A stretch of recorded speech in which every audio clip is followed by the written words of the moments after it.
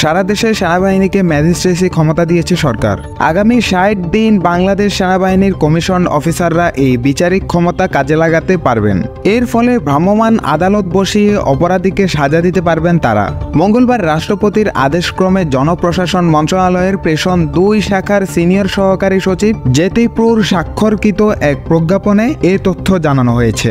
ফৌজদারি দণ্ডবিধি ১৯৯৮ এর ৬৪, ৬৫, ৮৩, ৮৪, ৯৫, ১০০, ১০৫, ১০৭, ১০৯, ১১০, ১২৬, ১২৭, ১২৮, ১৩০, ১৩৩ এবং ১৪২ ধারা অনুযায়ী সংগঠিত অপরাধের ক্ষেত্রে সেনাবাহিনীর কর্মকর্তারা তাদের ম্যাজিস্ট্রেসি ক্ষমতা প্রয়োগ করতে পারবেন।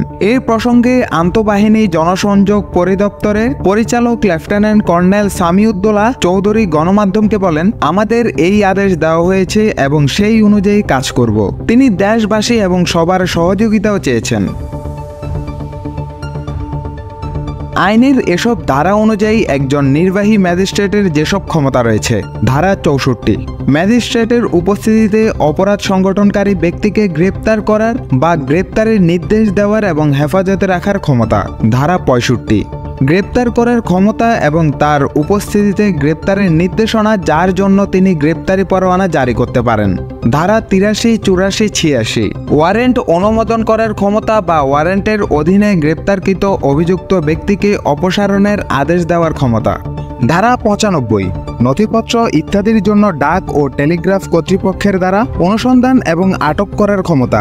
ধারা ১০০, ভুলবশত বন্দী ব্যক্তিদের হাজির করার জন্য অনুসন্ধান ওয়ারেন্ট জারি করার ক্ষমতা। ধারা ১০৫, সরাসরি তল্লাশি করার ক্ষমতা। ক্ষমতাপ্রাপ্ত ব্যক্তির উপস্থিতিতে যে কোনো স্থানে অনুসন্ধানের জন্য তিনি সার্চ ওয়ারেন্ট জারি করতে পারেন। ধারা ১০৭, শান্তি বজায় রাখার জন্য নিরাপত্তার জন্য প্রয়োজনীয় ক্ষমতা। ধারা ১০৯, ভবঘুরে এবং সন্দেহভাজন ব্যক্তির ভালো আচরণের জন্য নিরাপত্তার প্রয়োজনীয় ক্ষমতা। ধারা ১১০, ভালো আচরণের জন্য নিরাপত্তা প্রয়োজনীয় ক্ষমতা। ধারা ১২৬, জামিনের নিষ্পত্তি করার ক্ষমতা। ধারা ১২৭, বেআইনি সমাবেশ ছত্রভঙ্গ করার আদেশ দানের ক্ষমতা। ধারা ১২৮, বেআইনি সমাবেশ ছত্রভঙ্গ করার জন্য বেসামরিক শক্তি ব্যবহার করার ক্ষমতা।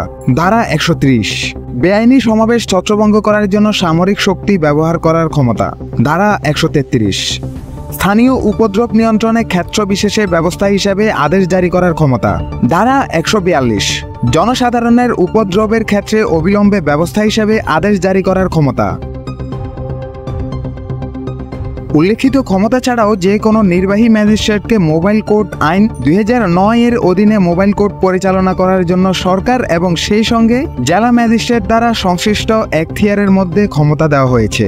এসব ক্ষমতা ছাড়াও যে কোনো নির্বাহী ম্যাজিস্ট্রেটকে মোবাইল কোর্ট আইন ২০০৯ এর অধীনে মোবাইল কোর্ট পরিচালনা করার জন্য সরকার এবং সেই সঙ্গে জেলা ম্যাজিস্ট্রেট দ্বারা সংশ্লিষ্ট এখতিয়ারের মধ্যে ক্ষমতা দেওয়া হয়েছে। এই আইনের অধীনে নির্বাহী ম্যাজিস্ট্রেট তার উপস্থিতিতে সংঘটিত অপরাধ বা ঘটনাস্থলে তার বা তার সামনে উন্মোচিত হওয়া অপরাধগুলো বিবেচনায় নিতে পারেন।